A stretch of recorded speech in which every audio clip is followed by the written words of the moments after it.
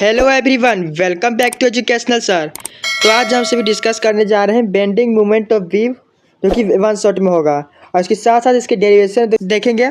तो ये हमारा जो चैप्टर होगा फ्लेक्सर ऑफ बीम, ये न्यू टॉपिक है, न्यू चैप्टर है और इसका जो न्यू टॉपिक स्टार्ट होने जा रही है हमारा लेक्चर नंबर 1 होगा। ठीक है, तो इसमें हम फ्लेक्सर ऑफ बीम का जो चैप्टर है इसमें बेंडिंग मूवमेंट ऑफ बीम को डिस्कस करेंगे, जिसका डेरिवेशन एग्जाम के लिए बहुत ही इंपॉर्टेंट है। चलिए फिर टाइम वेस्ट की वीडियो को स्टार्ट करते हैं।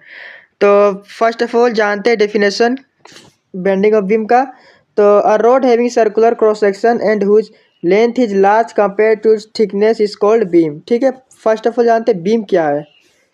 पहले बेंडिंग मोमेंट ऑफ बीम तो पढ़ना ही, लेकिन बीम क्या है पहले वो जानते हैं। तो बीम जानने से पहले हमने क्या देखा, बीम क्या है कि अ रोड, एक रोड है एक तरह का जिसका सर्कुलर क्रॉस सेक्शन होता है, सर्कुलर होता है क्रॉस सेक्शन। ठीक है, और क्या and whose length is large, जिसका लेंथ लार्ज होता है इट्स कंपेयर टू किसके थिकनेस के, यानी इस थिकनेस से कंपेयर में क्या होता है, लार्ज होता है इसका क्या लेंथ। तो इसे क्या बोलते हैं, बीम बोलते हैं। ठीक है, तो हमने यहाँ एक बनाया है बीम, देख सकते हैं। ये हमारा ए बी पॉइंट हो गया, बीच का जो हो गया न्यूट्रल एक्सिस बोलते हैं। ए डैश बी डैश हो गया, ऊपर में हमने लेट किया एक एक्सिस, ये लेंथ एल हो गया। और न्यूट्रल एक्सिस जो है नीचे से लेकर और ये एक्सिस है इसके डिस्टेंस क्या बोलते हैं, जेड डेट किया है। नीचे क्या लग रहा है, मास लग रहा होगा एम जी, किसका, ये जो ऑब्जेक्ट है यहाँ पे बीम का मास लग रहा है नीचे एम जी। तो ये बोल रहा है, देखिए यहाँ हमने लिखा है ए बी इज द क्या है, A B is the neutral axis या फिर न्यूट्रल सरफेस। इस यानी क्या है, बीच का जो पॉइंट हो गया यानी कुछ इस तरह से। ठीक है, बीच का पॉइंट हो गया क्या, ए बी। एडेस बी डेस क्या, एडेस बी एक्सिस है डिस्टेंस जेड, यानी डिस्टेंस जेड से कहा न्यूट्रल एक्सिस से जो ये एक्सिस है, इसे क्या बोलते हैं, एडेस बी डेस को, एडेस बी डेस को बोलते हैं न्यूट्रल एक्सिस से या डिस्टेंस एडेस बी डेस हो गया जेड, जेड डिस्टेंस में। ठीक है, तो बेंडिंग मोमेंट ऑफ बीम क्या है, जो ये हमारा जो है ये बीम जो है नीचे मास के कारण क्या होता है, थोड़ा बेंड हो जाता है इस तरह से।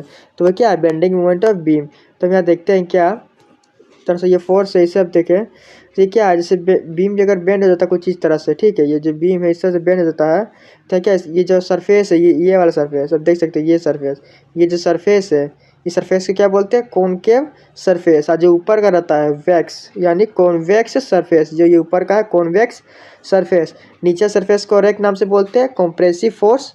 क्या, कॉम्प्रेसिव फोर्स। ये जो हमारा जो बीच का हो गया पॉइंट, इसे क्या है, ये है न्यूट्रल सरफेस। ठीक है, जो ऊपर का जो कॉन्वेक्स सरफेस है, ये क्या है, कॉन्वेक्स सरफेस, ऊपर का कॉन्वेक्स सरफेस, तो इसे क्या बोलते हैं, स्ट्रेचिंग फोर्स या एक्सटेंसिव फोर्स या क्या इलोंगेटेड, ये क्या है, इलोंगेटेड। ठीक है, तो सारा जो टर्म है एक ही चीज़ को बोला जाता है, तो इसे आप नोट डाउन कर ले, बहुत ही इंपॉर्टेंट है, एग्जाम्स में कुछ भी दिया जा सकता है। ठीक है, तो देखिए देखते हैं इसका डेरिवेशन के लिए। फर्स्ट ऑफ ऑल तो यहाँ से स्टार्ट होता है कि when one end of a beam is fixed and other and is loaded. अब देख सकते हैं जो बीम का एक एंड क्या है, यहाँ फिक्स्ड है और अदर एंड इज लोडेड, क्या मास एम जी। तो वही बोला जा रहा है, then some mass the beam bends to the inner surface is compared while the outer surface elongated।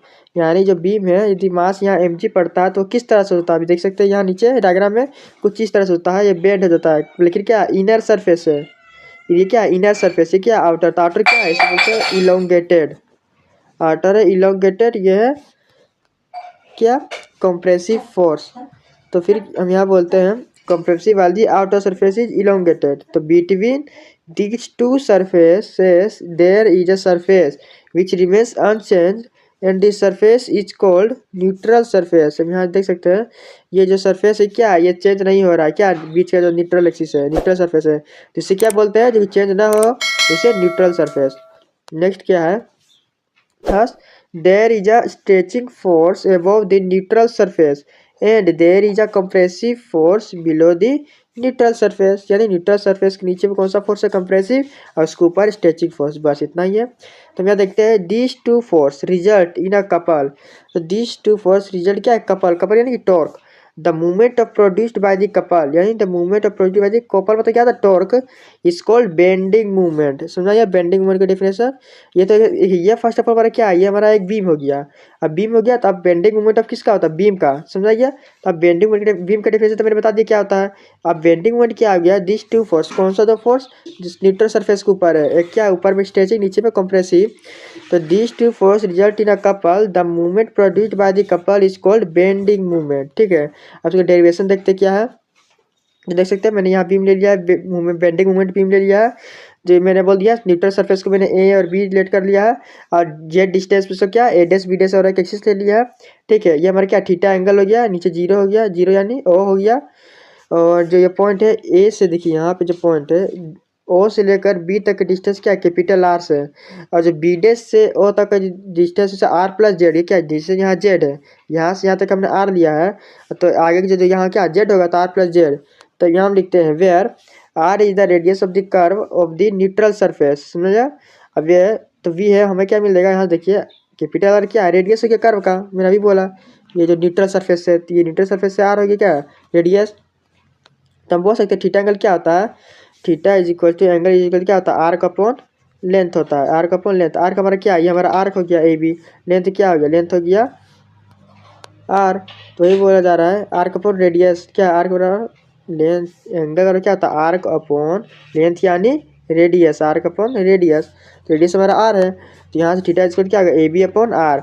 तो ए बी का वैल्यू हम निकालेंगे क्या होगा R into theta, equation 1 select कर देना है। उसी प्रकार वो फिगर सब देखते हैं, थीटा का वैल्यू किसका आर प्लस जेड के अकॉर्डिंग, तो ए डेस बी डेस हो जाएगा। तो यहाँ पे हमने क्या लिखा है देखिए ए डेस बी डेस अपन R plus Z.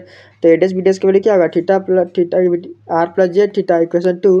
Now change in length, अब चेंज इन लेंथ कितना होगा, तो आर प्लस जेड थीटा से माइनस करेंगे आर थीटा को, यानी बोल सकते हैं हम 2 - 1 करेंगे तो हमें चेंज इन लेंथ मिल जाएगा। चेंज इन लेंथ बेसिकली ये जो हो गया ये जो हो गया, तो डिस्टेंस चेंज लेंथ होगा कितना होगा, तो इसके लिए मैंने क्या किया, इस 2 को 1 से माइनस कर देना है, तो R theta minus Z theta हो जाएगा, अंदर मल्टीप्लाई करने पर थीटा को, यहाँ आर थीटा कैसे हो जाएगा जेड थीटा इक्वेशन 3। ठीक है, तो मैं चेंज इन लेंथ मिल गया। तो वी नो डेट क्या जानते हैं कि स्ट्रेन के फॉर्मूला क्या होता है, change in length upon original length. तो ये सारा चीज़ फॉर्मूला कहाँ से आया है, तो ये इलास्टिसिटी चैप्टर का है। यदि आपने वो नहीं देखा है तो जरूर चेकआउट कर लें, मैंने डिस्क्रिप्शन में प्लेलिस्ट दे दिया है इलास्टिसिटी चैप्टर का, तो इससे आप चेकआउट कर सकते हैं। ठीक है, तो बेसिकली चेंज इन लेंथ अपन हो जाएगा ओरिजिनल लेंथ, तो Z change in length upon Z theta है, और ओरिजिनल लेंथ कितना आर थीटा, ओरिजिनल लेंथ कितना है देखिए हमारा ओरिजिनल लेंथ क्या आर थीटा है, देख सकते हैं यहाँ पे आर थीटा हो गया ओरिजिनल लेंथ। तो change in length Z theta, original length R theta, theta cancel Z अपन आ गया इक्वेशन 4। अब हमें स्ट्रेस फाइंड आउट करना है, स्ट्रेस के लिए हमने यहाँ क्या किया, now Young's modulus is defined as, ये सारा चीज़ इलास्टिसिटी चैप्टर का है, इसे जरूर चेकआउट कर ले वीडियो लेक्चर 1, इसमें मैंने लेक्चर 1 और लेक्चर 2 हुक्स लॉ और बेसिक डिफरेंस जो होता है स्ट्रेस और स्ट्रेन का मैंने बताया, उसमें जरूर चेकआउट कर लें। तो गामा क्या होता है longitudinal strain, stress to the longitudinal strain. तो लॉन्गिट्यूडनल स्ट्रेन तो हमें मिल गया क्या जेड अपॉन आर, इक्वेशन 4 सब चेकआउट कर सकते हैं। तो यहाँ पे हमने लॉन्गिट्यूडनल स्ट्रेस फाइंड आउट करने के लिए गामा को मल्टीप्लाई करते जेड इंटू आर से, देख सकते जेड बाई आर से, तो ये होगी इक्वेशन 5। तो वी कंसीडर हमने क्या एक बेंडिंग मूवमेंट, जैसे ये पूरा बेंडिंग मूवमेंट बीम था, बीम में से हमने एक छोटा सा पार्ट यहाँ से लिया, छोटा सा पार्ट को पूरा छोटा थी यानी कुछ इतना छोटा पार्ट को, जिससे हमने यहाँ से देखा है क्या we consider small section of rod P Q R S, तो हमने लिया है, तो मैंने इसे जो छोटा पार्ट उसे क्या लिया P Q R S let कर लिया है। ये क्या हमारा ए बी हमारा हो गया न्यूट्रल सरफेस, और जेड डिस्टेंस पे क्या है ए डेस बी डेस, और यहाँ देखिए छोटा सा मैंने एरिया लिया है जिसे डेल्टा मैंने बोला है। तो यहाँ देखिए थर्स द फोर्स क्या होगा, we consider a small section of rod P Q R S, तो यहाँ से हमने यहाँ क्या किया है thrust the force exert on area delta है, देखिए स्मॉल है, देन द फोर्स से क्या होगा लॉन्गिट्यूडनल स्ट्रेस इनटू डेल्टा है। फोर्स और क्या होता है फोर्स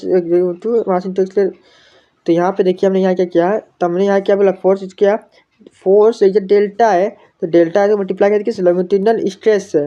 अब बेसिकली आप जानते होंगे क्या stress upon force equal to क्या होता है स्ट्रेस अपॉन स्ट्रेन क्या होता है यहाँ पे। तो बेसिकली फोर्स के लिए क्या लॉन्गिट्यूडनल स्ट्रेस के लिए आपको पता है क्या होता है, लॉन्गिट्यूडनल स्ट्रेस के लिए तो आपको पता है क्या होता है। तो देखिए जैसे मान लीजिए प्रेशर बराबर क्या होता है फोर्स अपॉन प्रेशर बराबर होता है फोर्स अपॉन एरिया। यहाँ से स्ट्रेस बराबर प्रेशर और स्ट्रेस क्या होता है दोनों एक ही होता है, तो यहाँ इसीलिए हमने यहाँ क्या स्ट्रेस को मल्टीप्लाई कर दिया एरिया से, तो हमें क्या मिल गया फोर्स मिल गया, तो वही फॉर्मूला यहाँ लगा कुछ नहीं। और बाकी लॉन्गिट्यूडनल स्ट्रेस के बराबर क्या है हमारा ये रहा, तो वैल्यू पुट कर देना बेसिकली, तो वैल्यू पुट कर देना, यहाँ डेल्टा है इक्वेशन 6 सिलेक्ट कर देना है। अब यहाँ क्या द मूवमेंट क्या होगा the movement produced the movement of force on the area delta है, तो द मूवमेंट ऑफ फोर्स कितना लगेगा डेल्टा में, तो आपको पता है टॉर्क में आ जाएगा। मूवमेंट होती क्या टॉर्क की जगह क्या था फोर्स इंटू परपेंडिकुलर डिस्टेंस का क्या फोर्स परपेंडिकुलर डिस्टेंस क्या जेड है, तो फोर्स की वैल्यू आपको फाइंड आउट है ही, ऊपर देख लीजिए। फोर्स को यहाँ लिख देना है और बाकी जेड है, जेड जेड क्या हो जाएगा, जेड स्क्वायर हो जाएगा। यहाँ से गामा जेड स्क्वायर डेल्टा है अपॉन आर, इक्वेशन 7 हो गया। अब now also movement force is whole beam, आपको होल बीम के लिए निकालना है। इसको क्या करेंगे, समेशन कर देंगे सभी के लिए। समेशन के साइन देंगे, टाउ भी क्या बेंडिंग मूवमेंट को दर्शा रहा, तो जो कांस्टेंट है बाहर कर देंगे, गामा कांस्टेंट बाहर, जेड स्क्वायर डेल बच गया अंदर, इक्वेशन नेट हो गया। और इसका वैल्यू क्या हो जाएगा, ए के स्क्वायर। अब जहाँ पे आप देखिए हमारा समेशन ऑफ क्या है, समेशन ऑफ जेड स्क्वायर है यहाँ पे देखिए, और क्या समेशन ऑफ डेल्टा है, तो समेशन जेड स्क्वायर इसका क्या होता है, के स्क्वायर। के क्या है, रेडियस ऑफ जायरेशन इसे बोलते हैं, जिसका वैल्यू होता है आई जी equal to A K square. ठीक है, यहाँ समेशन ऑफ ए का वैल्यू क्या हो गया, कैपिटल है। यदि छोटे छोटे पार्ट का एरिया लेंगे, छोटे छोटे पार्ट का, इसको समेशन सबका कर देंगे तो क्या होगा, पूरा एरिया में मिल जाएगा, कैपिटल है तो वही है, एरिया क्या हो जाएगा, पूरा बीम हो जाएगा।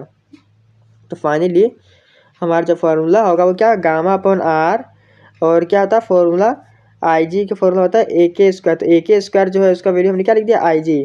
तो हमारा इक्वेशन 10। अब यहाँ से क्या हम बोल सकते हैं, where I G is the summation of Z square del है, ए के स्क्वायर इज क्या, ज्योमेट्रिकल मूवमेंट ऑफ इनर्शिया ऐसे बोल सकते हैं। यहाँ तो कुछ केसेस है जिसे मैं डिस्कस कर लेता तुरंत। तो फॉर रेक्टेंगुलर बीम के लिए ब्रेथ उसका बी हो एंड थिकनेस डी हो, तो उसके लिए क्या आई जी इसको टेक स्क्वायर होगा। तो where A is the area of beam होता है, ए बराबर एरिया क्या, breadth into length into breadth, तो हो गया बी इंटू डी। और आई बराबर एम के स्क्वायर होता है, मूवमेंट ऑफ इनर्शिया और कितना होता है, एम डी स्क्वायर अपॉन 12 होता है। आपने ये मूवमेंट ऑफ इनर्शिया क्लास 12 वाले चैप्टर में पढ़ा होगा। ठीक है, तो एम डी स्क्वायर 12 होता है। दोनों को इक्वेट कर देंगे किससे, इक्वेशन 1 इक्वेशन 11 और 12 को, तो एम के स्क्वायर क्या हो जाएगा, M D square upon 12, M cancel, तो के की वैल्यू आपको मिल जाएगा यहाँ से कितना, के स्क्वायर की वैल्यू मिल गया। तो जहाँ ए के स्क्वायर है, ए की वैल्यू आपको क्या बी डी है, तो ए का वैल्यू यहाँ पे ए के स्क्वायर में ए की वैल्यू बी डी, के स्क्वायर की वैल्यू डी स्क्वायर 12, तो आई जी की वैल्यू क्या है, बी डी क्यू अपॉन 12। यहाँ टाव वाले फॉर्मूला में आपको रख देना, सारा वैल्यू थी आपको मिल जाएगा टॉर्क। उसी प्रकार देखिए एक और है, यहाँ हमने क्या किया, for a beam of circular cross section of radius R, तो ए बराबर क्या होगा, एरिया क्या होगा, pi R square, movement of area of the beam radius of direction क्या होता है, एम के स्क्वायर, दोनों को इक्वेट कर देना है। तो यहाँ से एम कैंसिल हो जाएगा, तो के की वैल्यू क्या होगा, यहाँ देख सकते हैं के स्क्वायर की वैल्यू जाएगा आर स्क्वायर 4, तो ए की वैल्यू क्या, पाई आर स्क्वायर, यहाँ आर स्क्वायर पर 4, तो आर बार 4 हो जाएगा 4, यहाँ आई जी की वैल्यू आपको मिल गया, तो इसलिए टॉर्क में आपको पुट कर देना है, तो बेसिकली आपको ये फॉर्मूला मिल जाएगा। तो बेसिकली यही करना है, यानी रेडियस ऑफ जायरेशन यानी आई जी बराबर क्या होता है, आपको जो वही फॉर्मूला पुट कर देना है, ए के स्क्वायर, इसको कंपेयर कर देना किसके साथ, हमारा जो बेसिक फार्मूला है एम के स्क्वायर और जो मूवमेंट ऑफ इनर्शिया का फार्मूला, बस आप देख सकते हैं यहाँ से। तो यही हमारा ना bending of movement of beam, इसका आपको डेरिवेशन आ सकता है, बहुत ही इंपॉर्टेंट डेरिवेशन है। तो वीडियो अच्छी लगी लाइक करें, शेयर करें अपने दोस्तों के पास, और चैनल में पहली बार आए हैं तो चैनल को सब्सक्राइब जरूर कर लें। मिलते हैं अभी नेक्स्ट वीडियो के साथ। So thanks for watching this video.